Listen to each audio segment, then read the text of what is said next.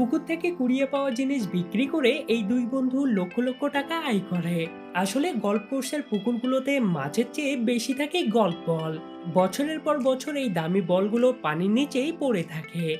আর এই সুযোগটাই কাজে লাগায় তারা। ডাইভিং স্যুট পরে তারা নেমে পড়ে কাদা ভরা পানির নিচে।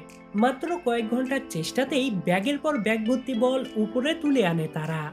এভাবে পুরো পুকুর খুঁজে একদিনেই তারা সংগ্রহ করে ফেলে হাজার হাজার গল্ফ বল। কিন্তু সমস্যা হলো এই কাদামাখা বল তো আর কেউ কিনবে না। তাই বলগুলো চকচকে করতে তারা ব্যবহার করে এক বিশাল ওয়াশিং মেশিন। চোখের পলকেই ময়লা বলগুলো একদম নতুনের মতো হয়ে বেরিয়ে আসে।